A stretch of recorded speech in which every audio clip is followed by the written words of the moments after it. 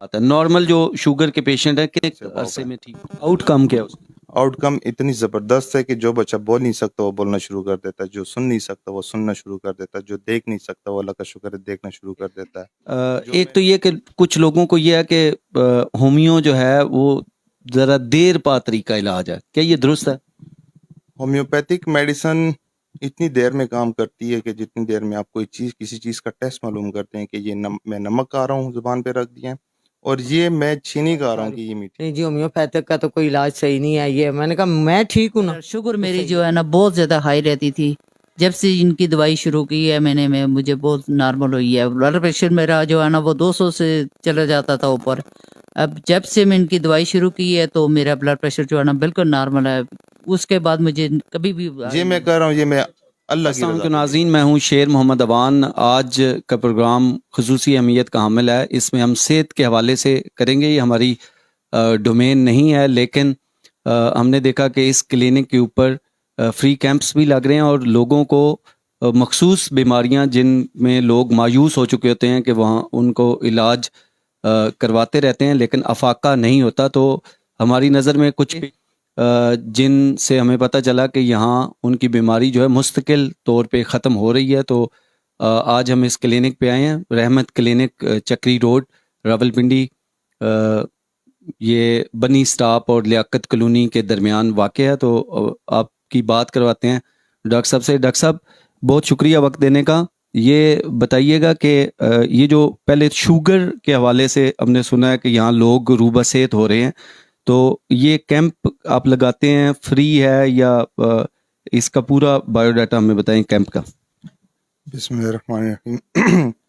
पहले तो मैं आपका शुक्रिया अदा करता हूँ आप आए हैं और इस प्रोग्राम का आपने जो आगाज़ किया हुआ है बड़ा ज़बरदस्त है। तो अल्लाह का शुक्र है हमारे पास काफ़ी मरीज़ ठीक हो रहे हैं, काफ़ी ज़्यादा।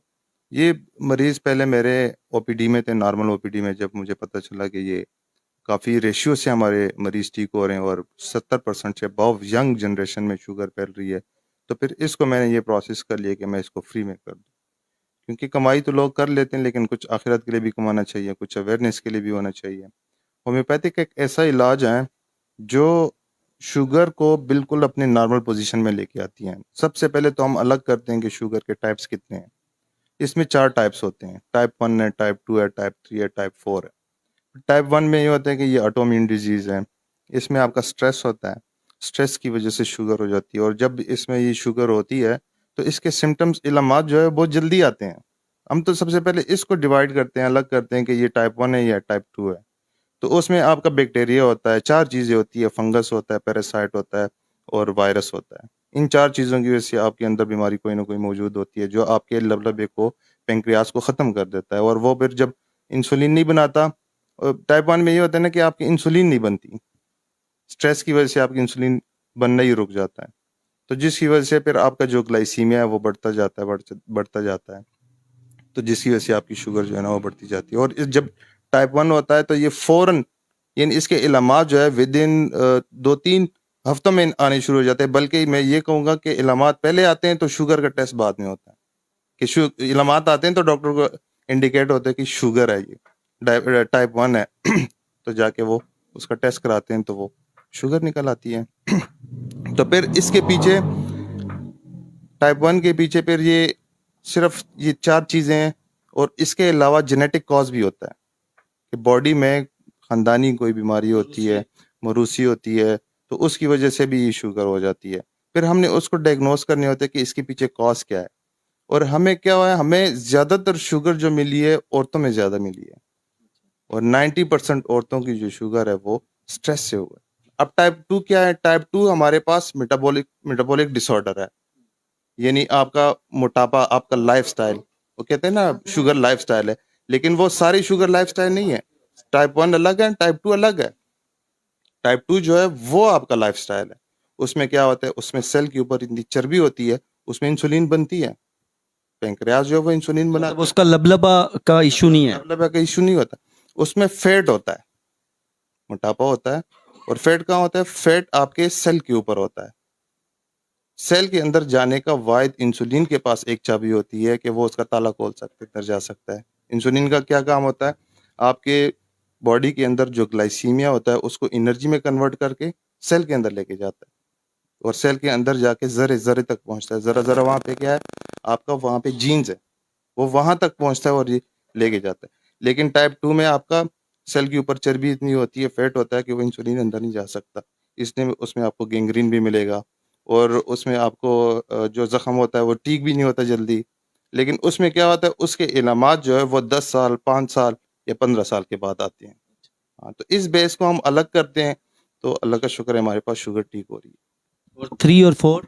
3 और 4 में ये होता है, एक में ब्रेन डिसऑर्डर है, वो रिस्पॉन्स नहीं देते इंसुलिन को, और एक जो है वो जेस्टेशनल है, हार्मोनल प्रॉब्लम तो जो इसके लिए आप टेस्ट करते हैं या टोटली, क्योंकि होमियो तो सिम्टम बेस है ना, अब कुछ लोग अच्छे सिम्टम्स बता सकते हैं, कुछ नहीं बताते, तो इसको आप फिर किस तरह से डायग्नोज करते हैं? ये असल में ये होता है ना कि जिन लोगों को अपने इलामात का पता होता है वो हमें इलामात बता देते हैं। बाकी देखें, टेस्ट वो किसी का मिरास नहीं है, वो किसी भी वे ऑफ ट्रीटमेंट का 122 वे ऑफ ट्रीटमेंट है, किसी भी वे ऑफ ट्रीटमेंट का मिरास नहीं है।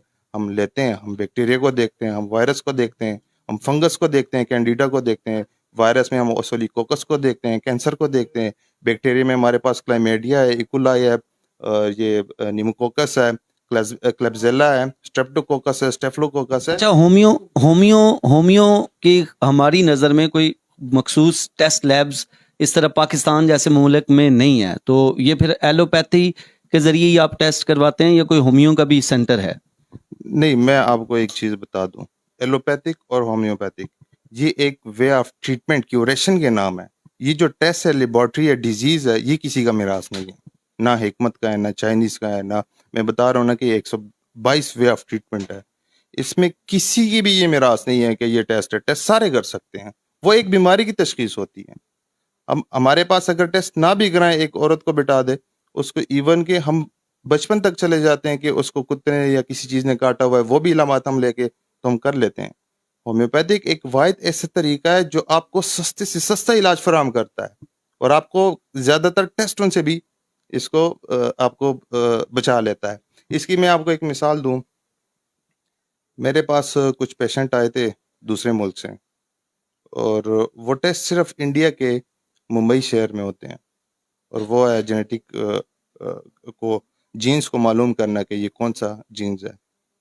तो वो पेशेंट मेरे पास दुबई से आए थे, जब उसकी मैंने हिस्ट्री ली है, उसकी बच्ची गिरी थी सीढ़ियों से तो नीचे आई थी तो सारे कह रहे थे कि ये चोट लगने से है, तो मैंने उनको कहा कि नहीं, ये चोट लगने की वजह से नहीं, ये रिसेसिव डोमिनेंट जीन्स का असर है, इसको ये उसकी वजह से इस पे ये असर हुआ है। और रिसेसिव जीन्स का ये होता है कि उसमें 2 किस्म की होता है, एक म्यूटेशन होता है और एक डोमिनेंट होता है। रिसेसिव में ये होता है कि वो जैसे ही बच्चा पैदा होता है उसमें एक जीन्स मिस होता है, जिस तरह तलसीमिया में होता है, या जिस तरह पैदा होते साथ ही बच्चा मजूर होता है।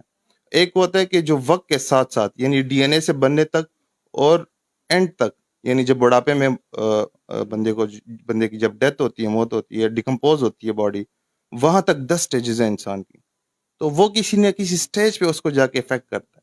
जब मैंने उसको ये बात की है और उसके बाद मैंने फाइल खोली है कि इसको रिसेसिव जीन्स का इशू है, जब फाइल खोली है तो वाकई वो मुंबई से वो टेस्ट करके लाया हुआ था। वो कहता है ये तो वाकई मैं तो अबाउट लगभग वो 4-5 करोड़ रुपए बता रहा था कि मैं इस पे खर्च कर चुका हूँ, और मजीद में और खर्च करना चाहता हूँ, लेकिन मुझे कोई तरीका बता दे। लेकिन यही हमने उनसे, जो मेरी फीस है वही मैंने उनसे लिए हुए, जो 300 हम वीकली चार्ज करते अच्छा, ये शुगर का बहुत ज्यादा आजकल लोगों को इशू है, तो शुगर का पेशेंट एवरेज कितने माह में आप समझते हैं कि ठीक हो जाता है? कोई स्पेशल केस है वो तो एक अलग बात है, नॉर्मल जो शुगर के पेशेंट है कितने अरसे में ठीक हो जाता है?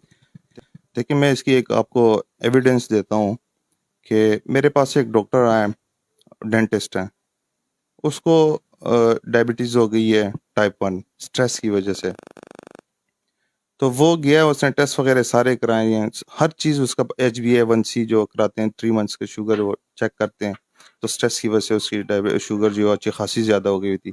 लेकिन उसने कोई और मेडिसिन नहीं ली, और उसको मैंने मना कर दिया कि स्टार्ट में आप आएँ तो स्टार्ट की आपकी डायबिटीज़ ठीक हो सकती है। तो मुझसे पूछते कि ऐसे कैसे हो सकता है?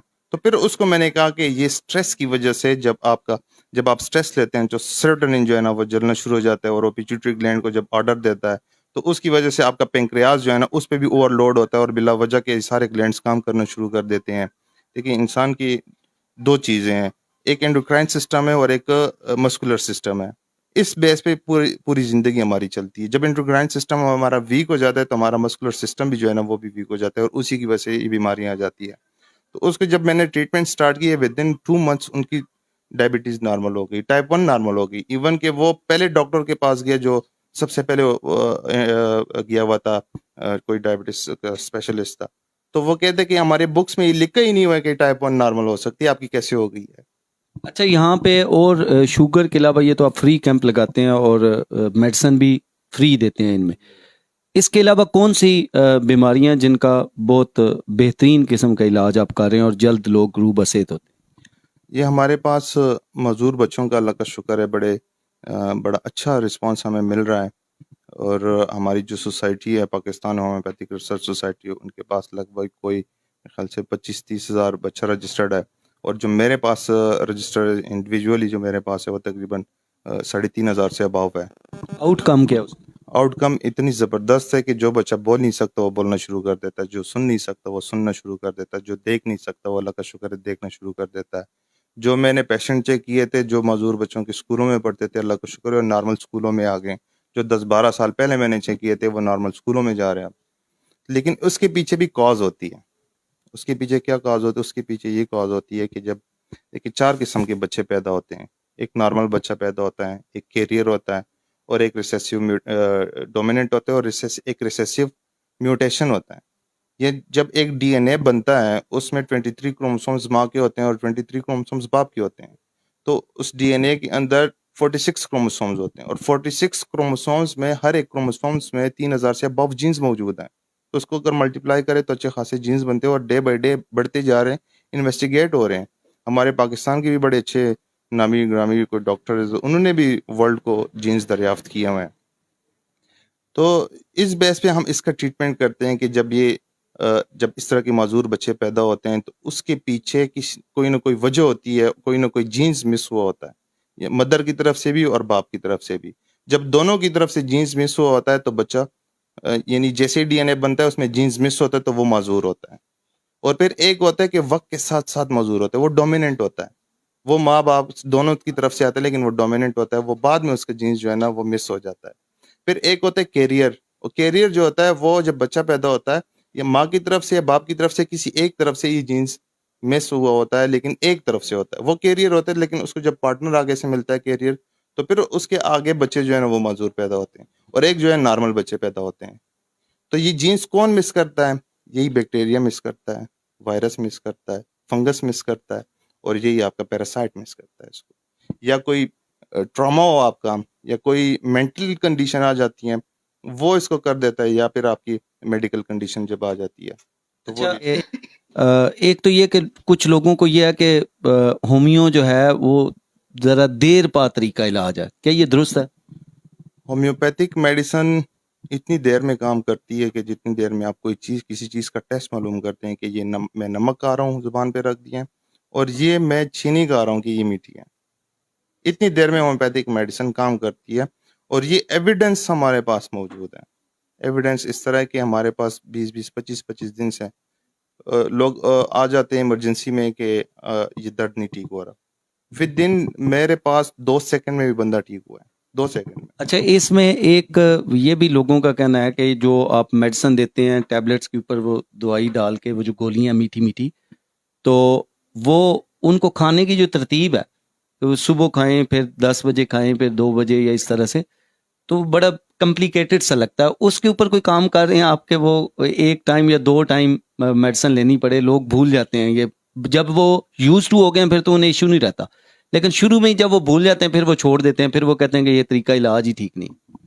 जी, असल में ये होता है ना कि हमारी कोशिश होती है, हालांकि होम्योपैथिक का कोई साइड इफ़ेक्ट नहीं होता, लेकिन होम्योपैथिक मेडिसिन तब लेनी चाहिए जब आपको कोई डॉक्टर प्रिस्क्राइब करे, क्योंकि इसमें काफ़ी चीज़ें होती है कि होम्योपैथिक मेडिसिन की आपस में एक दूसरी मेडिसिन के साथ लगती नहीं है, जो आपको नहीं इस्तेमाल करनी चाहिए, क्योंकि होम्योपैथिक से फ़ायदा विद इन सेकेंड्स मैंने आपको बता दिया कि मिलता है। लेकिन जो चीज़ आप पूछ रहे हैं, हमारी कोशिश होती है कि कम से कम मेडिसिन दी जाए तो अच्छा होता है।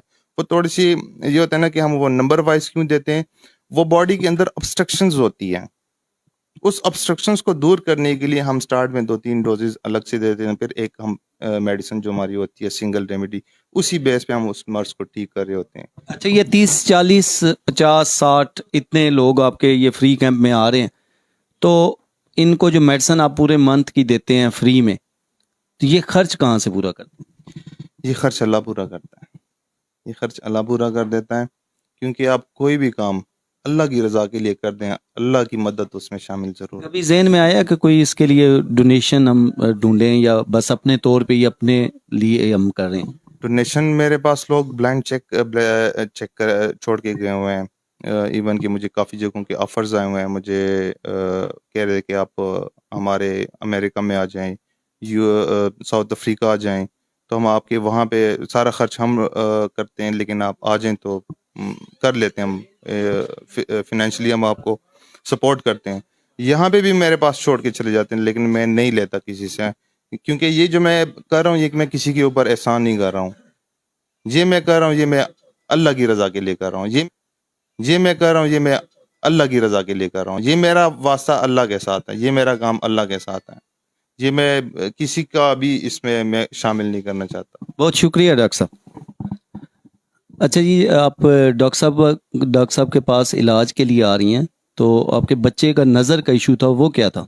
वो बचपन में गिरा था और उसे बिल्कुल इधर चोट लगी थी, लेकिन हमें डॉक्टरों ने यही कहा था, खासकर टेक्सला वालों ने, कि इसकी 1 साल नज़र रहेगी फिर ख़त्म हो जाएगी। ख़त्म तो नहीं हुई, रुक गई, लेकिन जब से इन डॉक्टर साहब के पास आ रही हूँ, उसका एक जाला सा आता है आंखों पे, तो वो अब तकरीबन ख़त्म हो गया है। अब 1 दिन होता है जाला और 1 दिन नहीं, वरना बहुत ज़्यादा होता है। जैसे अभी नज़र आता है उन्हें? हाँ जी, अब ठीक है माशाल्लाह, कुरान मजीद पढ़ता है, पहले तो अकेला बाहर नहीं निकल सकता था। अब तो उसको हेल्प पीछे से कोई करे ना कि अब इधर मोड़ो उधर मोड़ो, लेकिन चलाता है, इधर से जाता है, यानी कोई भी चीज़ लेनी हो बाहर से, सौदा वगैरह घर के लिए ले आता है। तो आप भी नज़र का इलाज करवाने आई हैं? नहीं, मेरा गुर्दों का मसला था, फिर उसके बाद मैंने टेस्ट वगैरह कराए थे तो बिल्कुल ख़त्म थे समझो। फिर इन्हीं से डॉक्टर साहब से दवाई ली। मैं हालांकि दूसरे अस्पतालों में गई हूँ, तो मैंने तो कहना पड़ा कि मैं ऐसे ऐसे दवाई खा रही हूँ, नहीं जी होम्योपैथिक का तो कोई इलाज सही नहीं है। ये मैंने कहा मैं ठीक हूँ ना, तो सही है, मेरे इतने मसले आलू हैं, तो फिर मैं तो यही कहूँगी ना कि सही है। तो आप जब इधर से आपको सेहत मिल रही है, तो आप फिर गई क्यों है वहाँ? नहीं, वो टेस्ट करवाने गई थी, डॉक्टर साहब ने खुद ही कहा था टेस्ट करवाएं। आप शुगर पेशेंट हैं? जी, तो कब से इलाज करवा रही हैं? मैं तकरीबन 6 महीने से करवा रही हूँ यहाँ से। क्या फ़र्क पड़ा आपको? बहुत फर्क पड़ रहा है मुझे। वो टेस्ट रोज़ाना कोई चेक करती हैं या महीने बाद टेस्ट करवाती हैं, कैसे पता चलता है? नहीं, रोज़ाना चेक करती हूँ मैं शुगर। क्या शुगर है? पहले मेरी शुगर तकरीबन 500-600 तक जाती थी, अब खाली पेट जो है ना वो 120, 30, 40 तक तकरीबन चली जाती है, तो खाना खाने के बाद 250, 200 तक जाती है, और उसके बाद फिर नॉर्मल हो जाती है। अच्छा, शुगर में जो जिस्म में डिमोलिश होना शुरू हो जाता है, थकावट होती है, कमज़ोरी होती है, वो भी कम हुई है या नहीं? जी, कुछ फ़र्क तो पड़ा है। बहरहाल ये है कि मुझे और भी काफ़ी बीमारियां हैं, फिर उसकी वजह से भी जो है ना वो मसला बनता है। बहरहाल शुगर मेरी जो है ना बहुत ज़्यादा हाई रहती थी, जब से इनकी दवाई शुरू की है मैंने, मुझे बहुत नॉर्मल हुई है। ब्लड प्रेशर मेरा जो है ना वो 200 से चला जाता था ऊपर, अब जब से मैं इनकी दवाई शुरू की है तो मेरा ब्लड प्रेशर जो है ना बिल्कुल नॉर्मल है। उसके बाद मुझे कभी भी हाई नहीं हुआ। दूसरी गोलियां छोड़ दी हैं? हाँ, दूसरी गोलियां मैंने छोड़ दी हैं। मैं बहुत कीमती हाई पावर की गोलियां इस्तेमाल करती थी, मगर वो मैंने छोड़ दी हैं, वो घर में पड़ी हुई हैं, मैं नहीं इस्तेमाल करती हूँ, सिर्फ इनकी दवाई इस्तेमाल करती हूँ। तो कितना खर्च आ जाता है इस दवाई पे? खर्चा तकरीबन नहीं, ये तो जो कैंप की दवाई मिलती है ना ये तो फ्री मिलती है ना हमें। ये इसमें तो टोटल टोकन के बस 20 रुपए होते हैं, बाकी सब फ्री मिलती है।